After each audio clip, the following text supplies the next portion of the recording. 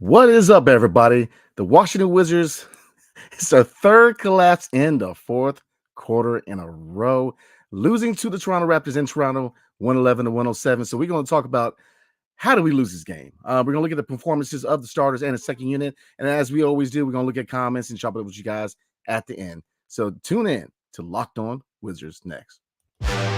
You are Locked On Wizards, your daily Washington Wizards podcast. Part of the Locked On Podcast Network, your team every day.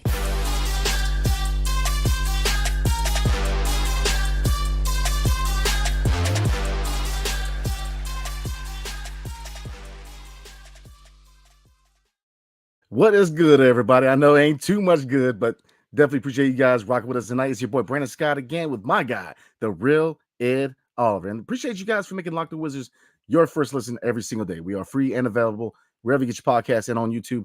Part of the Locked On Podcast Network, your team every single day. And tonight's episode is brought to you by FanDuel. Make every moment more. Right now, new customers get $150 in bonus bets with any winning $5 moneyline bet. That's $150 if your team wins. So just visit FanDuel.com/lockedon to get started. So looking at this game, E, another fourth quarter collapse, another winnable game. So if you had to look at a few factors, right, that led to this loss for us, what factors do you see that led to the Wizards giving up a fourth quarter collapse again? Many factors, man. I mean, Wes, he didn't challenge. There was a deflection where I thought the Raptors had out of bounds, and then the foot, of Kuzma. I thought it did look like it was out of bounds, but I think you just got to ride for your guys and fight and challenge that. He didn't play Gafford at all in the fourth quarter when Gafford had a good game. Gafford had 10 points in the first half. He was rebounding the ball well. He went over 5 boards in the first half, so I thought he was playing well, finishing well around the rim. We had no post presence or no paint presence at all. Pascal Siakam had 39. Pascal didn't hit 1 3. He didn't hit 1 3, 39 points. And he really took over in the second half. He did a lot of his damage in the second half. We had no answer for him. We couldn't stop him. And on the players, too, they couldn't make any layups. We missed 3 or 4 layups in a row.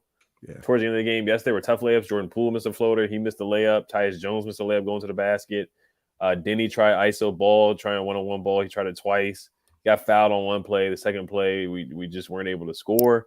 So once again, it's a Wes Unseld Jr. masterclass. We saw the Clippers were up by 35, and we find a way to lose. We've seen numerous times Blazers last year. We led the league in 15-plus point blown leads, and we're doing it again. The Hornets were winning that game for the majority of the game. Guess what? We find a way to lose. So with West, there's a will, there's a way. There's a way to find ways to lose. There's just a different way to lose every single time. And first half, they were up by what? What was our largest lead? We were up by 25 or 23 at one point? We were up by 23, dominating the game. Kuzma hot. Kuzma having 18 to 20 points in the first half, dominating, getting to the basket. We were moving the ball. We had a bunch of assists in the first half. We were hot from 3. Yeah. They were playing their best ball. West is really good in the first quarter. He starts off hot. But when it gets to that third quarter, you got to make adjustments. It comes to, coaching, calling different plays, matching up, matchups. He struggles with it. And I know it's a tanking or rebuilding season or draft position season, but this is a game. No Gary Trent Jr., no OG Anunoby. This is a game where the Wizards should have came out and won. And they punched them in the mouth, but once they get punched back, they have no answer. So it's really disappointing. It's really disappointing once again, especially to lose like that. It just brings me nightmares of how Bradley Beal would lose a game by stepping out of bounds, just ending the game with a turnover, not even able to get a shot up to at least try to tie the game. So that was super disappointing. But yeah, I just want to look at turnovers. And of course, we got out rebounded 38-47. The Raptors, they shot terribly from 3, but they still just got away. They found ways to get into the paint. They had 76 points in the paint, which is just inexcusable. We just can't stop anybody from getting to the basket. We had 48. They had 76. We ended up with 22 turnovers as well. But, yeah, just a Wes Unseld Jr. masterclass. So I'm not surprised. Every time we have a big lead like that, it's just like, how are we going to lose? How are we going to lose? That's the question there. So another disappointing loss.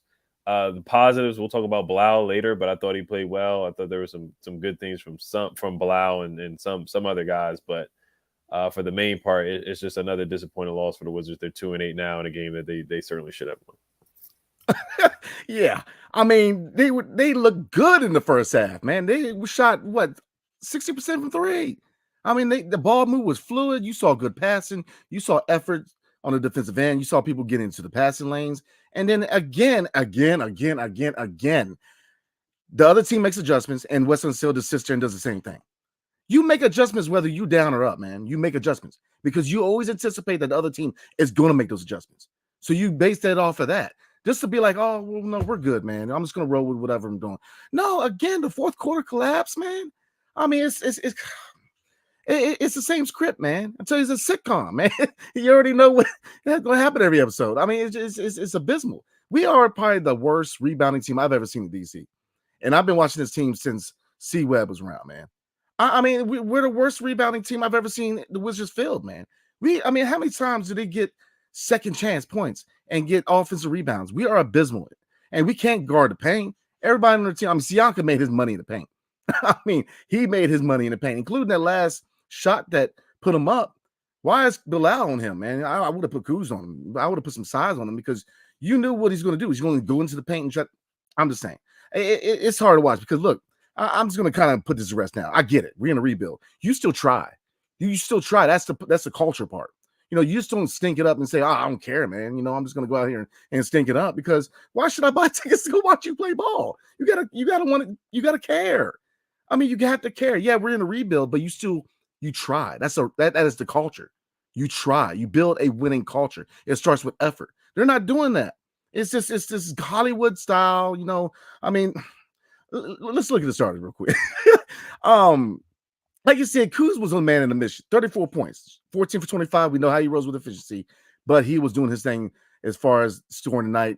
Gaff, you said he had a good game, and he did. 6 for 7 for the field, 3 blocks, 1 steal, 14 points, 9 rebounds. Gaff played well tonight.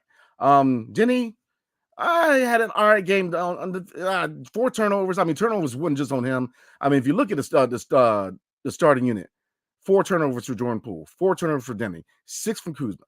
I mean, turnovers continue to be an issue. And then looking at Muscala, Lord, we're going to get on him in a minute, but let's not even get on Muscala right now. Lord have mercy.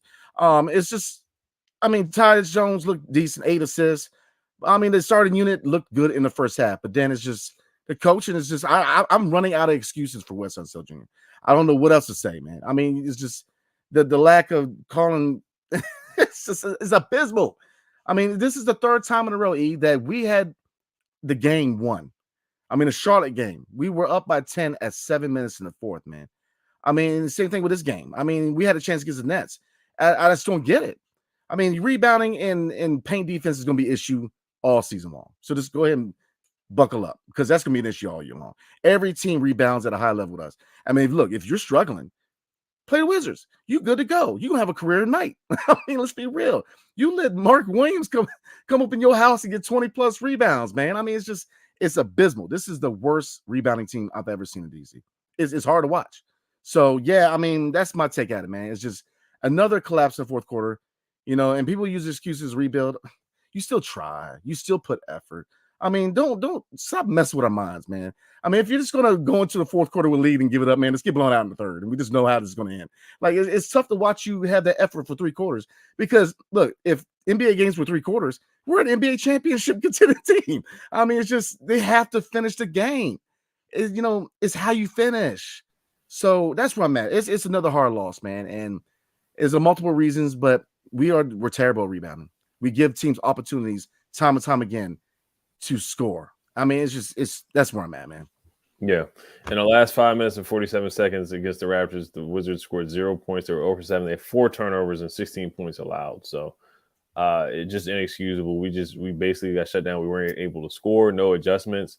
I didn't like this illegal screen call on Jordan Poole. Like I said, I'm not going to blame the game on calls and refs, something that maybe West could have challenged. And then when they called the Kuzma was arguing a call, and the Raptors threw the ball in. It was 5-on-4. They scored an easy layup, and he was telling West to challenge. West didn't challenge, and they scored an easy layup. So we can't worry about refs, can't complain about that. But West, for whatever reason, didn't want to challenge some of these calls. And he might have lost them anyway, but you got to at least try. You got to at least try, and instead of waving the white flag, you got to at least try and attempt. It's kind of like Ron Rivera not throwing the challenge flag in some of these games, so West has got to try like he's trying to win. You hit the nail on the head. You got to try. I mean, Scotty Barnes, really, bro? Like, really? He got hit, right? Yeah, he fell. Yeah, and then he's up there talking junk, like, and then he rolls over like he's hurt. Like, come on, that's like the worst acting ever. Get that man an Academy Award because he got the call. So, yeah, right. that's where I'm at, man. It was just a hard game to watch because we know what the issues are. Apparently, they don't want to change it, and it's just rebounding, and we cannot guard the paint to save our lives. So, next we're going to talk about the second unit. How did the young guys do? Johnny Davis, where is he at? And we're going to talk about a video that came out about Jordan Poole. Is immaturity going to be an issue, or we're going to talk about that next? And then at the end, we're going to get into comments like we always do. But tonight's episode is brought to you by Ibotta. How does free Thanksgiving sound to you? This year, Ibotta is here to give you cash back and help you make sure that Thanksgiving table is complete. Because who wants turkey without the gravy? I don't. No, turkey is great, but we all know the best part of Thanksgiving dinner is the sides. With Ibotta, you can make sure you get the whole family's favorite side dishes and the turkey, all while getting yourself cash back. Man, I'm trying to tell you. Starting November 1st, for the 4th year in a row, Ibotta is giving 100% cash back on your Thanksgiving feast. Ibotta gives you cash back on hundreds of grocery items, from produce to personal care items to pantry goods, so you can make sure that you're beating inflation no matter what you're purchasing. Because, man, I'm hurting in the pocket a little bit from the groceries. I don't know how you feel, but I am. So download the Ibotta app now and use the code LOCKED to get 100% cash back on your Thanksgiving dinner starting November 1st. Just go to the App Store or Google Play Store and download the free Ibotta app and use code LOCKED. That's IBOTTA in the Google Play or App Store and use code LOCKED. And thank you guys for making Locked On Wizards your first listen every day. Every day or tomorrow on the show, we're going to do a preview for Wednesday's game. So definitely tune in. And we're going to talk about a lot of things we're talking about tonight. We're going to talk about Johnny Davis, what his future is, and what's on sale. At what point do you consider making a change? So we're going to talk a lot of things tomorrow. So getting into it, looking at this second unit, Bilal Coulibaly continues to impress. A lot of, there was a complaint that I actually made that there was a hesitancy to drive the lane, not really putting the ball on the floor. So, kind of looking at the positive side, how impressed were you with Bilal, with his performance these last 3 games? I love it. He's hit a 3 in every single game. He's scoring in transition, getting to the basket. So I love his confidence. Not hesitating at all, playing, trying, giving effort on defense. I know Scotty Barnes got him in a post one time where, he hit him with an up and under and got under him and scored pretty easily. But that's a learning experience for Bilal. Once he gets stronger, gets used to moves like that, I think he'll be fine. But, he went 4 for 7, 1 for 1 from the 3, rebounded the ball well, 7 boards, 3 assists, 10 points. Kind of got a little foul prone there with 4 fouls, but I thought he played pretty well for the most part. But he looks confident, man. The shot is dropping, the shot is falling, and he's shooting the 3 a lot better than what I thought. He's not shooting a lot of threes, but he's knocking them down. Last game against Brooklyn, he hit 4 out of 7. So I love what I'm seeing from him. And, you're just looking at some of the numbers again from some of these games. I know I'm sidetracking for Bilal, but it's just insane. The Hornets, they went on a 25-6 fourth quarter run. The Nets went on a 20-5 fourth quarter run. Now the Raptors went on a 21-1 fourth quarter run. So it just shows that fourth quarter, and it's just the one common denominator is West. We saw it with the solid 3 last year. We saw it with with the first time that West was coaching. All these fourth quarter comebacks and just giving up leads. So it's like I can't keep blaming the players when it's the same coach. So it is really on West. Now, I get some of the roster construction. We don't have any big men. We don't have anybody that really can stop the pain at all. I 100% understand that and the whole trust in the process thing right now. But, yeah, the one common denominator is West. 3 games in a row where you have big leads and you lose them. So it's very disappointing. But, yes, Bilal is showing some flashes. Johnny he's not getting any playing time at all. But Bilal certainly is showing flashes. He's trending in the right direction for sure. He is definitely trending in the right direction, man. I love what I see from Bilal. I say this all the time, man. When he figures out a consistent offensive game, he's a future all-star. Defensively, he is a dog on the defensive end, man. He's got instincts on the defensive end that you can't teach, man. He's incredible. I love what I see. Now, I was famous for saying that, looking at Cam Whitmore in the draft. Look, I have no problem with his pick.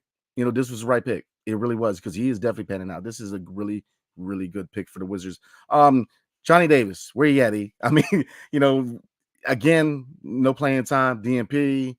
Do you think this is a coaching thing, or why do you think we're not seeing Johnny Davis at a really crucial time? Yeah, it's so odd, especially without DeLon Wright being available. It's very odd that he can't even get 5 to 10 minutes.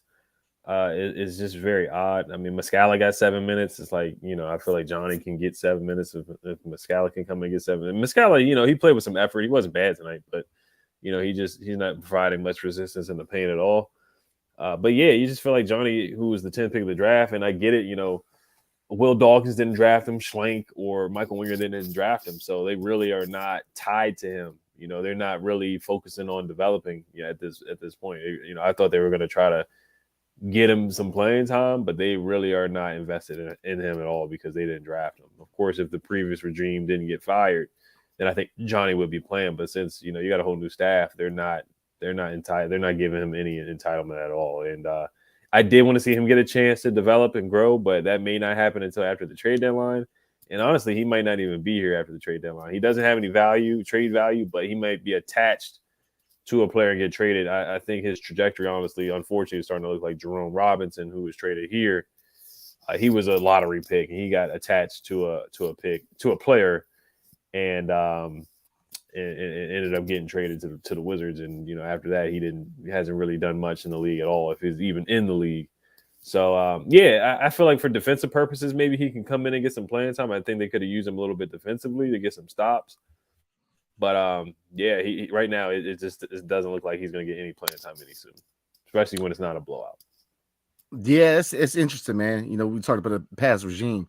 I mean, Thomas Shepard probably would have gave him a supermax. I don't know what Thomas Shepard, but no trade clause, and everything, But it's just it is kind of weird to see that he's not getting playing time, because I figured they would at least give him the opportunity to kind of showcase what he can do.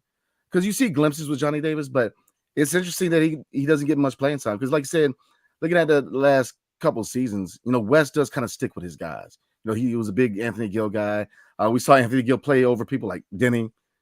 I mean, he has his guys. But, I mean, I think it has a lot to do. The front office kind of gave him autonomy. He says, look, the rotation is kind of like baseball. Lineup card is the managers, right? They kind of let him do his rotations as seem fit. But at some point, when does the front office say, look, man, we need to start evaluating these young guys? We need to see what Johnny Davis could do, because if we don't want him here, we have to at least see what kind of value we can get out of him. And I mentioned maybe a change of scenery trade for James Wiseman. James Wiseman's kind of like Johnny Davis, where he's struggled, and Wiseman's been in the league longer than Johnny, but maybe a change of scenery helps, because Wiseman still hasn't figured his game out. And, the thing with Wiseman is you got to understand that he didn't play a full year of college. He got drafted pretty much playing 3 games at Memphis, and he's very raw. And Johnny Davis, you can say to a certain degree, he's still very, very raw. He needs to be developed, but maybe a change of scenery helps. But you got to see what you have in Johnny Davis, man. So before we get to the comments, or add then comments, and then the video came out of Jordan Poole where he was less than attentive at a timeout. How are you feeling about his maturity level, man? I mean, do you see this is going to be a reoccurring issue? Do you see maybe there's a scenario where they work with him and he figures it out? But how much of a red flag is the issues with his immaturity? It's concerning. I thought he was a little bit more engaged tonight and locked in. Still didn't shoot the ball well, 6 for 16. Ended up with 14 points. He was a minus 12 on the court, and he did miss that floater at the end of the game. Kuzma missed a layup too, so he's not the only one that missed a layup or missed a floater. So, Jordan Poole's not the only person that really – I'm not blaming him for loss at all. But, yeah, he's been disappointing so far since he's been here. The Shaq in a full moment where he got blocked by Porzingis, throwing it off the backboard of Kuzma. It looks like he got benched by West at one point. He's not paying attention to the play on the bench.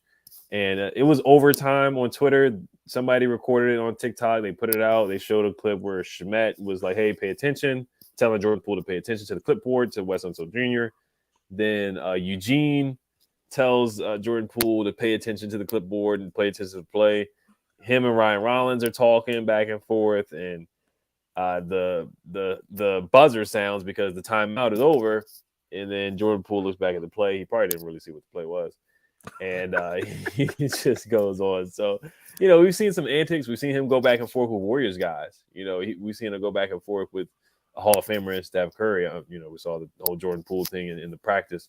But I guess we're getting to see firsthand some of the immaturity from Jordan Poole. Some of the things that we saw from the Warriors and reports that we heard are the concerns that we heard. We're getting to see it now every day since he's playing for the Wizards. We're watching the Wizards every day. We're not really watching the Warriors every day like that, but we get to see him now every single day, and some of the antics and Shaq and Fool that Jordan Poole is doing. So, and he's under a lesser spotlight because of the Warriors on national TV. We're not, but he has more of a role here where it's not like he's playing behind Steph and Clay and Draymond and all those other guys who won championships. So, it's disappointing seeing that.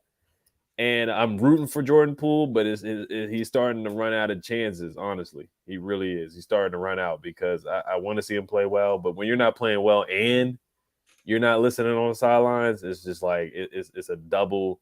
It's just not a good look. It's not a good look. So I thought tonight he played a little bit more focused. We didn't see those Shaq and the Fool moments, but at the same time, it's not a good look. So, I mean, we've seen it's been a roller coaster ride for Jordan Poole. I think he's only had really one good game one good full game, the Grizzlies game, and that's it. Other than that, he's shot the ball really poorly and he has struggled so far. I'm holding out hope that this coach. I'm not going to burn him over the video. I'm not going to overreact. I'm not going to burn him over it. We saw some good things in the offseason where he planned the whole trip to play pickup basketball, texted Bilal and all that stuff. But right now, I haven't seen the maturity reports in the summertime. I haven't seen it at all so far. Yeah, I mean, and I get that, man. I was initially I was impressed with that too. But that's like you cut my grass and then peeing on my doorstep. Like it started out well, but you know what I mean? Like it's a red flag. You know what I mean? It really is because you got it. He keeps making this comment. This is my team. This ain't nobody's team, man. Look, everybody's being evaluated. It is by no means being centered around you. Like we all had a lot of high praise for Jordan Poole. I thought that, look, I still think he could develop to be an all-star. I think that he could be definitely part of the foundation of this franchise going forward. But the immaturity is annoying. It really is. I mean, look, you have guys who are fighting for minutes telling you to pay attention. Come on, man. Like, I'm not going to burn them, but it's like, it ain't a good look. It ain't a good look at all. You can't just be the guy. You need to act like the guy. You need to lead by example. This whole, I got the team already. You ain't got nothing yet. Everybody on this squad, other than probably Bilal and Denny, because Denny just got paid, is under the microscope. They're tradable. And the only thing that's hurting the Wizards when it comes to Poole is because of these antics. What team wants that? Nobody does. So it behooves the Wizards to get him straight, because if we have any hope of flipping him, if we intend to do so, we have to get these antics out of the way, because what organization do you know wants this? They don't. It's just the immaturity, the playing around, not taking it serious. I mean, I'm just saying, man, there's a lot of players in this league who are just on their last chances, man. I mean, Zion not taking things serious. This ain't no Pelicans channel, but I think we all know about his deal. I mean, it's just he's got to take it serious, man. I mean, because the playing around's got to stop. I'm just going to keep it there. I'm holding out hope that they work with him. He gets it together. He finds his maturity and he figures it out. And I really do. But it's not a good look right now, E. So we're going to go ahead and get in the comments, see what you guys think. But before we do, he's going to holler at us about FanDuel tonight. Yeah, one last thing. Yeah, we all gave Bradley Beal a hard time for his body language, some of his antics, kind of pouting and crying a little bit on the sidelines and stuff on the bench. So if we're gonna hold Bill accountable, we hold everybody accountable. It doesn't really matter who you are. So we definitely got to hold Jordan Poole accountable and call out stuff that we don't like on the sidelines. So yeah, like I said, I'm not giving up on him or totally bashing him, but he has to play better, and body language has to be better as well. Just decision making, the whole nine. It just has to be better. It has to improve for sure. All right, but before we move on to a couple of comments, we'll probably read one or two comments. I know you guys are going crazy in the chat right now. A lot of people going back and forth right now. Today's episode is brought to you by FanDuel. Right now, new customers get $150 in bonus bets with any winning $5 money line bet. That's $150 if your team wins. If you've been thinking about joining FanDuel, there's no better time to get in on the action. The app is so easy to use. There's a wide range of betting options, including spreads, player props, over-unders, and more. So visit FanDuel.com/LockedOn and kick off the NFL season. FanDuel, official partner of the NFL. All right. Absolutely. Oh, Oh, my go bad. ahead. No, No, go ahead. Go ahead. I'm gonna say something real quick, man, before we get in the comments, man. Let me start by saying this, man. 'Cause we have a lot of people from Israel that are viewers, the listeners. We definitely appreciate y'all. Look, prayers are with you guys right now, man. Look, we need to figure this comment section out, man, because look, this whole calling people racist, look, we need to stem that, man. Let it be known right now. The only criticism we've ever had towards Denny was on his game as a basketball player. Never anything else. Never anything else. Were y'all watching last year? Bradley Beal got more smoke than anybody else, man. I mean, you better believe it. So, look, man, I'm gonna say right now, it's getting a little time, man. Let's clean it up. Look, if you feel like that we're being hard on him and we're racist, tune in somewhere else, man. It's not what we're about. It's not what we're about. So, look, it's all love here. We got love for everybody, man. So, saying that, let's get in the comments. Yes, sir. Very well said. Very well said. We'll probably read one or two, and we'll save some for tomorrow because we got to do a preview. They play. Who do they play on Wednesday? They play the Mavericks, so that's gonna be a tough matchup. Luka coming to town. He can certainly drop 40 on the Wizards. Pascal had 39, so he almost had 40. So you got Kyrie coming in as well. The only thing is that they don't have a lot of bigs, but we'll talk about that tomorrow night. Onion77 says, bash Jordan Poole. Yeah, look, I mean, like I said, I'm not a fan of the sideline antics or whatever happened on the sideline. I'm not a fan of it. A fan caught it, and he needs to pay attention. It's inexcusable. It's ridiculous behavior. And like I said, we got on Bill a lot for stuff like that, and just pouting on the sideline and whatnot. But Jordan Poole kind of pouting a little bit, not paying attention. It's unacceptable. It certainly has. He's been underwhelming so far. For Kevin Garnett to say that, he's going to be like James Harden and have that transition, yeah. We had conversations about him being the face of the franchise or being the next franchise player. Those conversations are definitely done and over with for sure. So I know it's early. It's very early. It's only 2-8. It's only the 10th game of the season, but it's like, you kind of see what you get. I think he's a good player, but he's more of like a six man. A lot of people want him to play point guard and be on ball. I think he'll be good in spurts and spots, but I think what you saw with the Warriors is kind of his ceiling, where he's going to have some really, really good games, but he's going to have some stinkers in there too, where he kind of just looks better as a six man on a good team at times, honestly. So, yeah. But no, go ahead. Do you have something to say? I mean, you already know what I'm saying. I like Jordan Poole, man. It's just I like him a lot too. I do. I as a player, I think he could develop into an all-star. I think he's electrifying. He's going to bring people are going to come pay money to watch him play. You got to stem the immaturity, man, because if you indeed want to be a leader, it's by example. You got to be that guy who's telling other people to pay attention. It's just not a good look. So I'm hoping that he figures it out. I really do, because I want to see him shine. I think he has too much talent to let something like immaturity really derail your development. You know what I mean? So yeah, and it just wasn't a good look. Landry told him to pay attention, then Eugene told him to pay attention. So not a good look, but like I said, it's a long season. It's a long season. We'll see what Jordan Poole decides to do if he locks in. No pun intended. Let's see here. XXR.XX says, let's talk about why is Bilal shooting better than Kispert from three. If Kispert isn't hitting threes, what benefit is he providing to be better? Yeah, he's a shooting specialist. He did do some other things tonight. I saw him, get to the basket and finish the transition tonight. Let me look at his numbers. 10 points, 2 for 5 from the three, which is not bad.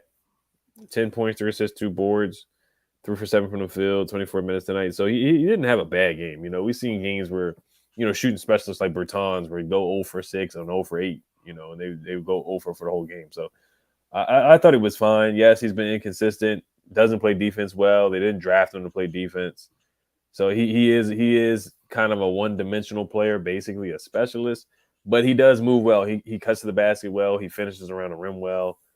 He does some other things, some things that you just don't really see in the stat sheet. You can't really teach. So that's why I like Corey Kispert's game. But yes, if he's not knocking down threes, then there's some nights where he's just he's not going to give you much else. Yeah, I agree. agree on all points, man. He's definitely has high basketball IQ. Come over from school like Gonzaga. That's your MO. But when his shot's not dropping, he's got to find other ways. Kind of how I feel about Patrick Baldwin Jr. Your shot's not dropping, you got to find other ways to contribute. So, yeah, I think with Corey Kispert he is what he is. He's a shooter who can cut, but if you're expecting him to be some locked out defender, you're gonna be waiting for a while. So, yeah, he kind of is what he is. He's a shooter. So, right. Let's see here. So, a lot of the Israeli comments, and we'll get to those tomorrow. They're saying that we didn't congratulate Denny when he got his contract.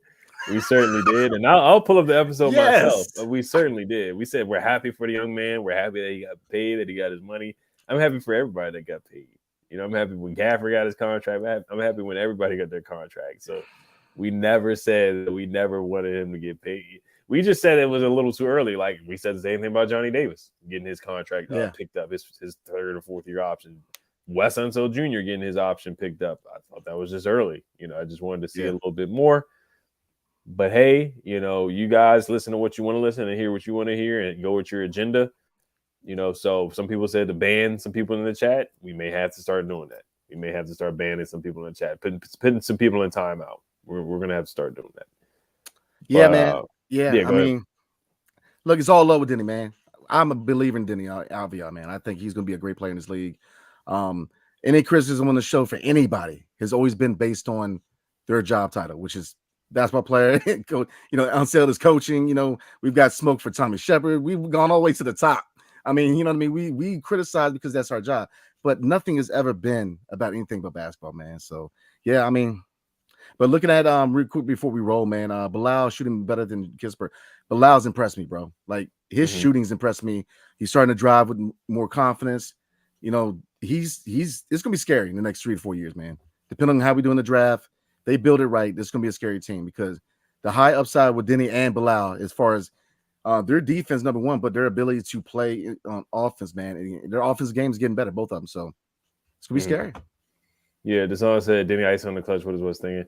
Yeah, Denny dribbled the ball 3 or 4 times between his legs and then tried to go to the basket. So I mean, he gave him opportunities to make a play, and Denny wasn't able to make a play. And like I said, I'm not singling out Denny, but it just didn't work. Jordan Poole layup down the stretch didn't work. Kuzma missed a layup. So there's multiple things, but yeah, the Denny ISO down the stretch didn't work either.